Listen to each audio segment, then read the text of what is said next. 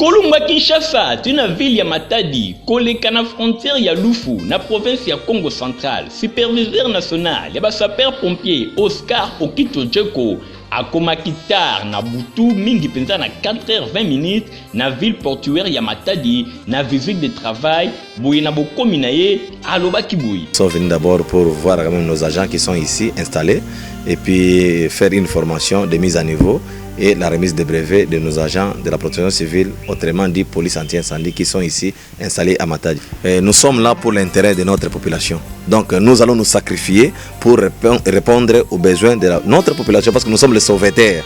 Ça n'a jamais été. C'est un service qui a été déjà oublié, mais grâce à un homme, son excellence Antoine Félix Tshisekedi Tshilombo. C'est grâce à lui, un homme, il nous a soutenus, nous avions encadré la jeunesse et aujourd'hui, on commence à parler des services de corps de sapeurs-pompiers en République démocratique du Congo pour la toute première fois de l'histoire de notre pays. Natongo, superviseur Oscar Okito Djeko a betaki masolo et longo na bureau ya coordination ya Matadi et pa iwapi a pesaki d'instruction moko ferme. Pour na lier utile à l'agréable, peko se conformer na mobeko ya mboka infatigable Oscar Okito Djeko abandaki nanu ko présenter ordre de mission na ye et pas ya ba autorité politico-provinciale entre autres azalaki na mairie ya ville ya Matadi akendaki pe na ministère provincial ya intérieur pour na kochiter na gouvernorat.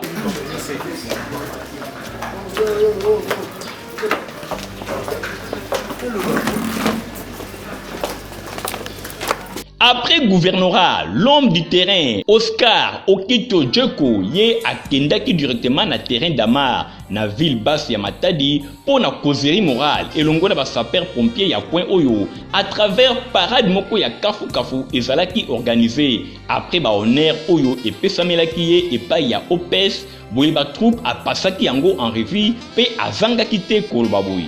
Bolingo ezala, parce que ceux qui bolingo ezalité, moyen musala to avancer na musala ezalité. Moussa Pimoko, jamais, coordonnateur Yemoko, tantôt à Kebo, tantôt à Kebo à Kokate. Même un gars, il y a une mission. Mais na Kinshasa, bureau de Tikala Moussa, Moussa là. C'est un Ndengiwana. Donc, Bolinga Moussa, volonté là.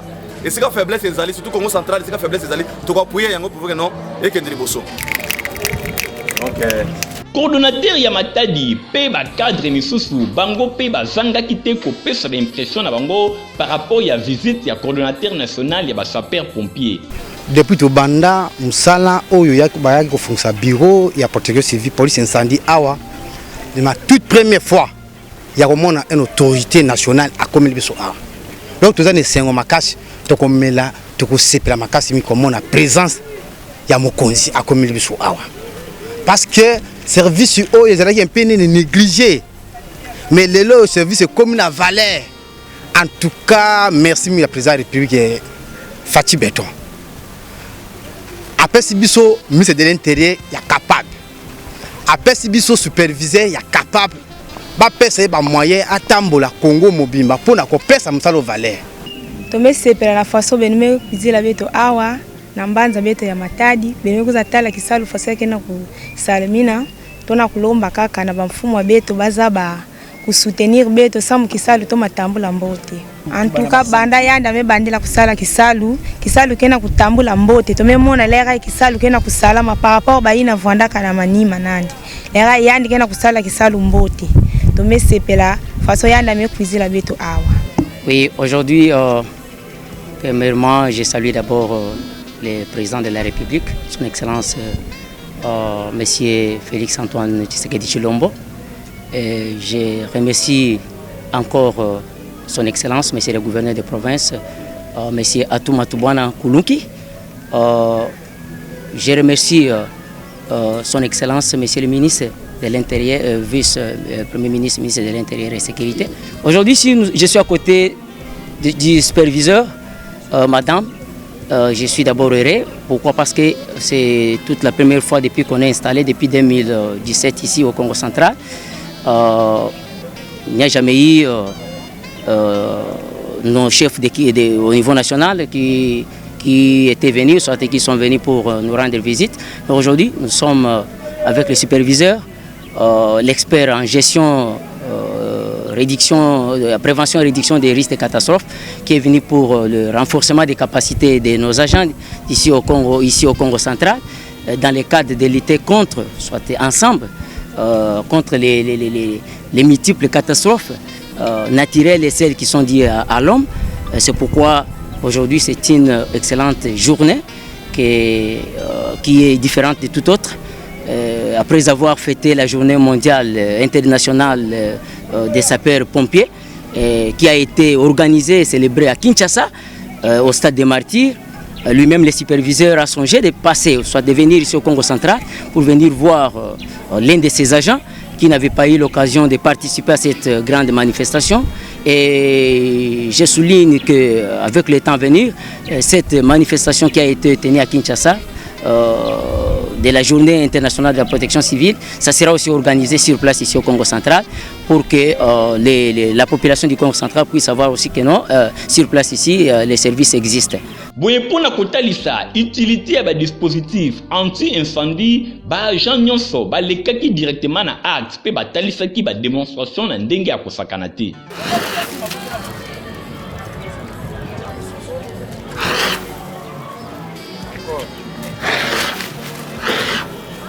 Kolongwa na terrain d'Amar, infatigable, homme du terrain, Oscar Okito Djeko, azwaki ba applaudissement ya population ya ville basse ya Matadi, oyo ba jiraki kaka balobi loboko ya Nzambe ezala likolo ya Oscar Okito pona kotombola service oyo ya ba sapeur pompier oyo ba bosanaki bango kasi ye aye kopesa bango sourire.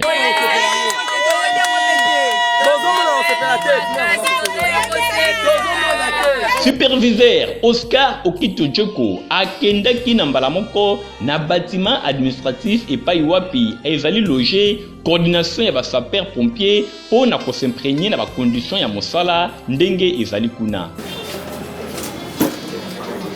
Boye na simana yango, l'homme du terrain asukaki wana te ye akendaki na entrepôt public concède à couvert na ville portuaire ya Matadi toujours pour na kotala conteneur oyo ezala ba matériel ya importance na ndenge ya kosakana te pona ba sapeur pompier entre autres ba tenue pona koboma moto ba casque à gaz ba bolt ba Motorola oyo ezali ko faciliter coordination pona kotanga kaka wana. Après visite wana, sauveur, il y a sapeur pompier, il y a RDC, Azanga Kite Koloba. Les conteneurs que vous voyez, madame, ça nous a pris plus de 4 ans, 5 ans avec les équipements de premiers secours, madame. J'insiste, ce sont les équipements de premiers secours pour sécuriser notre population. Et voilà qu'aujourd'hui, c'est depuis l'époque, 5 ans, que les conteneurs traînent encore ici au Congo central. On a même enlevé ça au niveau de la douane et on a ramené ça à l'entrepôt de la Cover. C'est parce que nous, on n'a pas récupéré ça rapidement. Parce qu'on donne seulement 30 jours. L'expert est là. C'est le papa qui va nous éclairer. Et qu'est-ce qui se passe pour que les conteneurs arrivent ici à Matadi et à l'entrepôt de la Cover.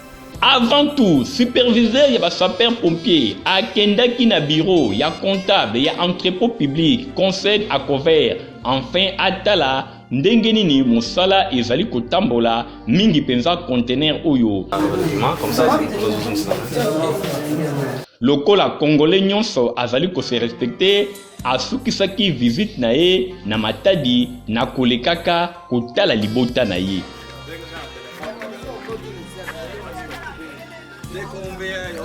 Nanzela, pour la deuxième étape na territoire ya Songololo, toujours na province ya Congo central, infatigable, homme du terrain, superviseur valable, Oscar Okito Djeko, akomaki na butu na ngonga ya 20h na territoire ya Lufu frontière et paiwapi ayambamaki na cordon ya Lufu frontière. Oscar Okito Djeko azangaki te kopesa ba impression na ye. Nous sommes maintenant dans le territoire de Songololo et précisément à Lufu frontière. Nous sommes arrivés pour visiter nos agents et nos équipes qui sont ici.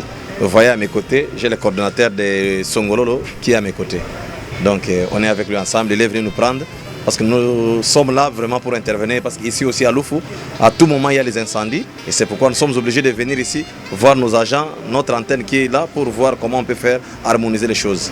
Le lendemain, na Congo, Mvula Makasi Enokaki, superviseur Oscar Okito Djeko, ye akendaki na bâtiment administratif ya territoire Oyo ezali situé na entrée ya Mbanza Congo pour na accomplir devoir na ye, pour na présence na ye na mabele Oyo ye akomaki mingi penza na territoire ya Songololo.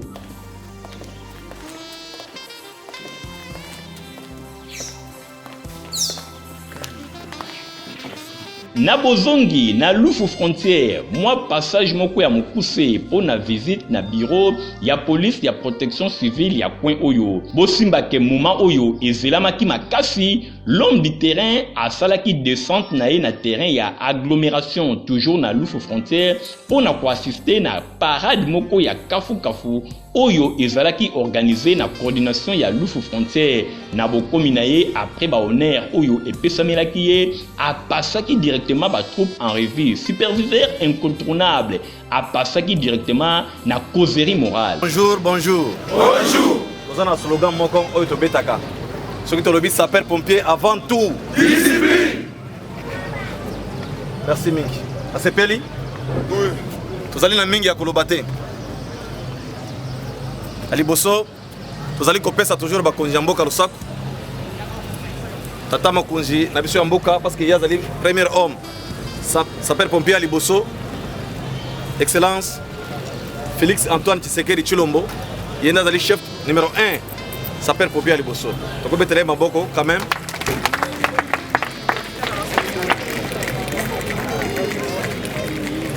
Yami Balé, vous allez kopesa merci. Na VPM na biso ya sika oya s'est imprégné na dossier. Excellence Daniel Aselo Okito. Ici Gazali, to pese pe merci, to betele pe maboko. Ya misa to kobosa na te parce que tozali na patron ya administration oya asali nyonso a permettre ese tozwa affectation na bino po to ya na ngoto ke na ngona gouvernorat ya Matadi to tika yango ndenge to kendaki. Donc monsieur le secrétaire général à l'intérieur Shabani Tabubini Kikuni ici Gazali pe to betele pe maboko. Mais na kosenga eloko moko. Sapeur pompier azali soldat du feu. Batindi oteke no okende ukanga mutu. Tozoka na malamu? Oui. Batindi oteke no butu otambola sala tracasserie. Tozoka na malamu? Oui. Soki bokeyi ko sensibiliser bomoni que non awa to suki tozana complication. To ko les recours wa wapi. Tozana la police. Tozo travailler en collaboration. Soki bomoni que mbeba izali ko sala rapport na bakonzi na bino ya awa bangone ba komema rapport.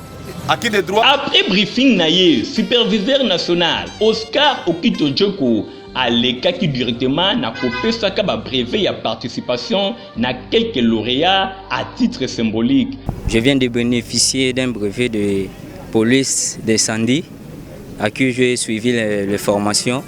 Maintenant, je suis à la fin. Vous savez, commencez à poursuivre une chose et mettez toute vos énergies. Et à la fin, avoir ce que vous voulez, vraiment, ça rend vraiment heureux. Ensuite, moment moko ya makasi eyaki ba démonstration et salemaki liboso ya superviseur ya ba sapeur pompier.